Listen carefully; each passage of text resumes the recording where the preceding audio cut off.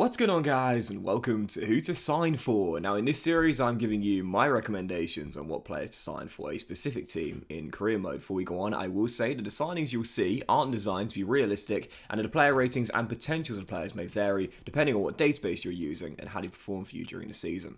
Obviously, you don't have to follow all the tips. This is really just a set of guidelines to give you a hand if you're stuck for ideas and want some suggestions on what players you could sign for a certain club. This is mainly aimed at those of you out there who may be new to the game and just need a little bit of advice, or for those of you out there who want a few recommendations on what players to sign for a team that you may be using in career mode this year. And in today's episode, guys, you're off to Portugal, to Lisbon, to take charge of Sporting Lisbon at the Estadio Jose Alvalade, which I'm so disappointed is not actually in the game. I thought it was. I really thought it was, because obviously the Dragão and the Estadio da Luz, two iconic Portuguese stadiums of Benfica and Porto, have now been added into the game. But Sporting Lisbon Stadium is not in the game. That's so disappointing. EA, if you're listening, please add it into the game. It's a really iconic ground. Fabulous exterior and lovely from the inside as well. So yeah, disappointing the real stadium's not in the game. But Sporting Lisbon, fantastic team for a career mode outside of the traditional top 5 big European leagues in Portugal. And let me tell you why. Well, as we know, in Portugal, the top 3 teams are Sporting Lisbon,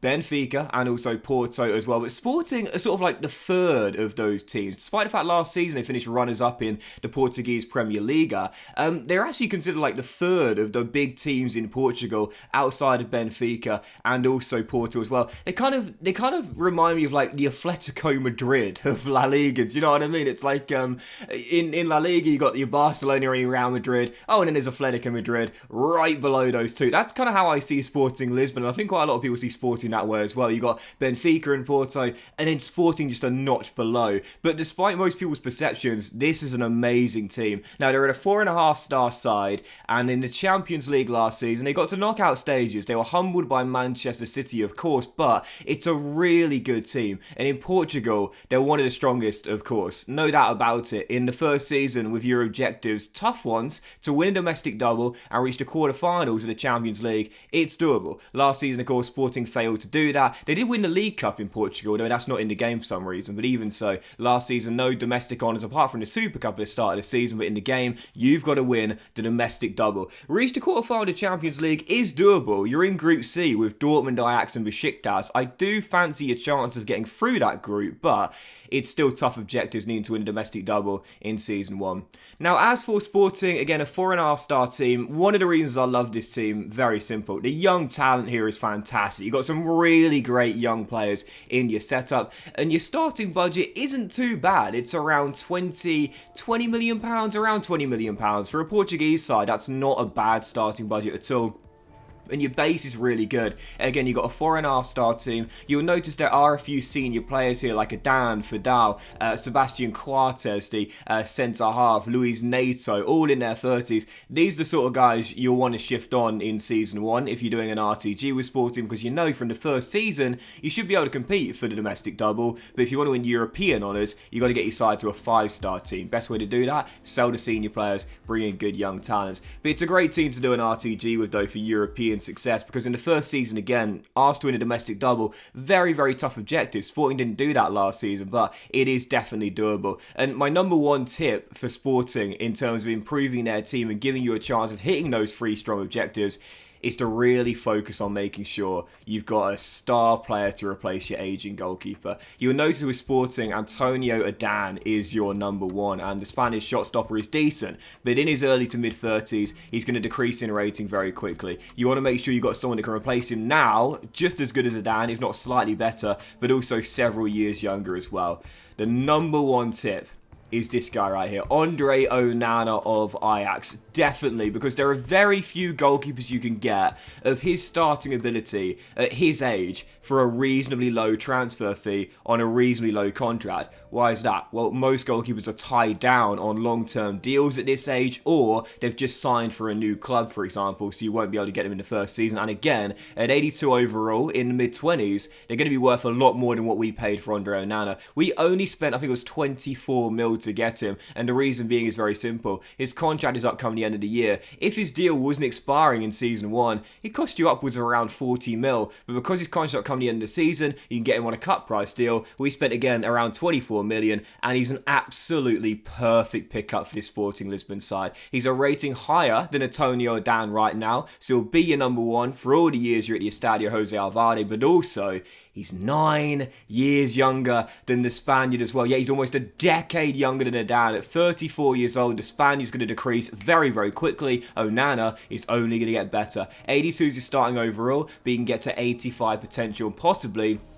even push into the mid to the high 80s with dynamic potential as well. Definitely recommend picking the guy up. And with 85 kicking already, yeah, this guy's a brilliant sweeper keeper, no doubt about that. So we kind of traded goalkeepers with Ajax in the end. We sold it down for a very small transfer fee to Ajax after we took Onana from them. So obviously a bit of a net loss in exchange for the 2 goalkeepers there, but believe me, worth every single penny. Onana coming in to replace Antonio Dan, of course. And as we continue to sell our senior players here, because of the limited budget Sporting started off with, we spent practically every single penny on bringing in Andre Onana. We didn't have much money to work with after the signing of the Cameroonian, so yeah, it made my options very limited after that, but that's okay, because once again, Sporting's team is really good. You've got a fantastic front three, you've got 2 brilliant wingers, one of which is on loan. Be wary of that, Sarabia on loan from Paris Saint-Germain, but I would definitely say with Sporting, if you were going to bring in a new signing after Andre Onana to play a role in the first team,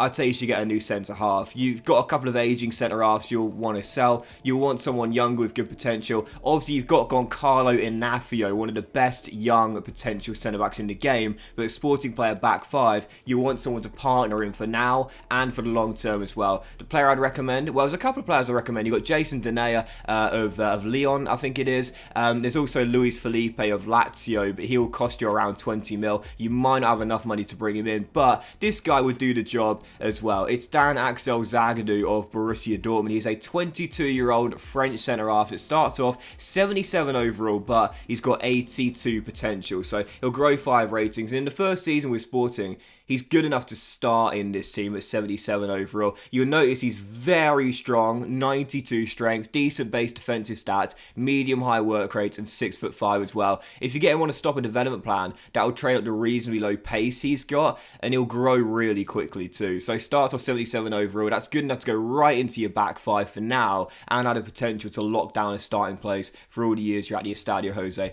Alvarez as well. Again, if you can afford him, my number 1 tip will be Luis Felipe, but you might be slightly out of your price range in season 1. I guess it all depends on how much you had to pay for Andre Onana.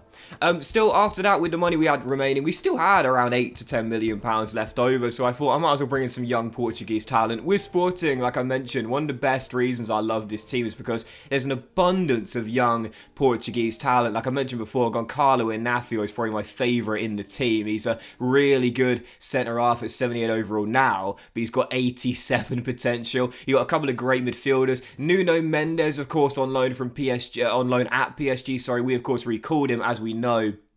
He's going to join PSG on a permanent deal, but in the game, what I'd recommend doing is bring Nuno Mendes back from his loan spell and have him as your starting left back from season 1 and beyond. He's got, I think, 88 potential, this guy. Absolutely amazing. So there's no point in having him loaned out of PSG in the first season. Bring him back to Lisbon and have him as your starting left back. But I'd still recommend bringing in some more Portuguese talent as well. So we signed Amaro as well. He's got 81 potential. He'll be a 5th choice centre-half in this team. Won't get much game time to begin with, but solid potential for the future. Fabio Silva, who of course moved on from Porto to Wolves, never really hit the ground at Wolverhampton Wanderers. If I'm being honest here, I think he needs a loan spell, this kid. I really do. I think he needs a loan spell in the Championship, banging some goals in the second tier, get his confidence up in English football, and then he can return to Molineux, hopefully a better, more confident young striker. But he is only 19 years old. He's still a kid. So yes, his goal-to-game ratio is abysmal, but he's a teenager in the Premier League. Of course, it's going to be difficult. But even so, you can get Fabio Silva for around 5 mil. I do recommend him. 70 starting overall, but 83 potential, so could become your number 9 as the years go by.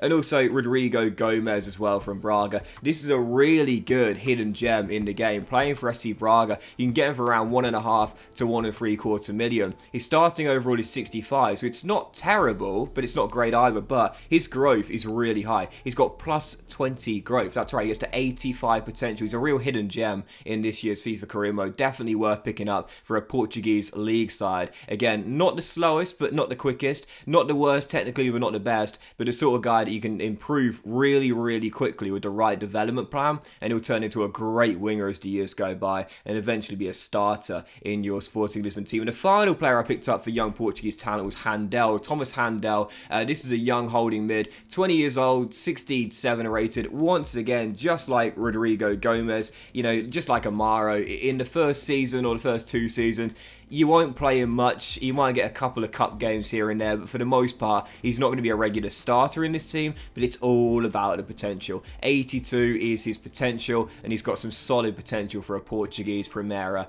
Liga side. So yeah, definitely worth picking up to add to the young Portuguese talent you've got here already. So with Sporting, in the end, as you'll see, we really did decide to improve the squad depth of this team by bringing in some good young Portuguese talent, but primarily it was about replacing the senior players in the first 11 with the young talents, and the main two were of course Antonio Adan and our centre halves as well. We sold the centre halves in their 30s, like Luis Neto for example. We kept Quartas here of course at 30, but Fadal also left, but Adan left, and the player we replaced him with, Onana, Zagadou coming in to replace Fadal in our back five. It was all about making sure the players we brought in weren't taking a step back from their predecessors, but are much younger with much higher potential. We definitely did that, because Sporting Lisbon, like I said in the first season, you can challenge for a domestic double. Just don't make your side worse than it currently is right now. Make sure it's just as good, if not a little bit better, like it was in this case of Onana replacing Adan. But if you want to start winning European titles and Champions Leagues, you got to get better for the future. We also did that with the squad depth being improved with high potential young Portuguese talent. So as per usual, we would simulate the end of the season with Sporting Lisbon, see how we get on. Could we win the domestic double? Well, as you'll see, I was unsure, but there was a cup final in the Taça Portugal, and as you'll see, we won it 4-1 as well. So one trophy, definitely won. The question is, did we win the Primera Liga as well? No, we lost it by 2 points, and it's so funny because we lost the penultimate game of the season, and had we won that, we would have picked Porto to the crown and beat them by a point, but we bottled it. Penultimate game of the season, we lost it, and because of that, Porto snuck the title on the final day to be crowned champion. So a second place finish for Sporting Lisbon, runners up. That does put us back in the Champions League for next season, but we failed to win the league title like we were asked to by the board. However, having said that, we did win the Portuguese Cup, the Taça Portuguesa. There is no Portuguese League Cup, interesting enough. Now, Sporting Lisbon actually won that last season. They won the League Cup in Portugal. For some reason, it's not in the game. Don't ask me why, not too sure. But even so, we did win the Portuguese Cup, so we did have that objective. But as for the Champions League, we made it through our group. Like I said, Ajax, Dortmund, Besiktas. It's not an easy group, but it is one you should be targeting qualification from. We made it through, but unfortunately, we got a very tough draw in the last 16. Liverpool, of course, the finalists in real life and the winners in the save as well. As I always say, there's no shame in getting beaten by the winners at any stage of the competition. So yeah, very unfortunate draw there. Once again, Sporting having to take on an English giant in the knockout stages, and once again knocked out by them. So yeah, knocked out in the last 16 of the Champions League. So technically, you'd look at the season and say it was a failure. We failed to hit our league objective. We finished runners up. We failed to hit our Champions League objective of reaching the quarterfinals. We reached the last 16. But we did win the Portuguese Cup, and to me, I wouldn't call that a disastrous first season at all. I call it a solid 5, 6 out of 10 average. By the way, whenever someone rates something out of 10, why does everyone default to 7 as the average?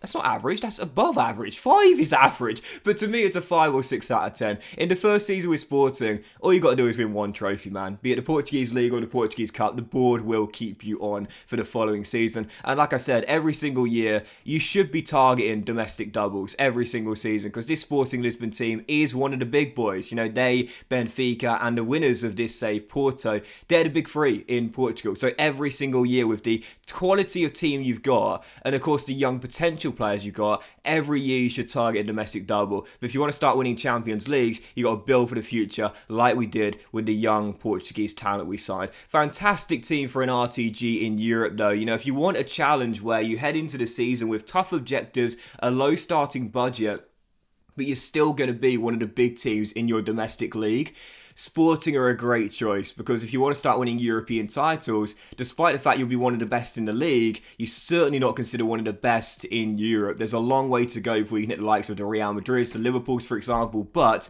it's a great team for a European RTG, if you will, outside the top 5 leagues. Great team to manage, rich history, top young talent, definitely worth a go. But that will end today's episode of Who to Sign For, guys. Big thank you for watching. Really hope you have enjoyed it. If you had, then please do drop a like. Much love to you all. Have a fantastic day, and I'll see you for the next episode of Who to Sign For very soon.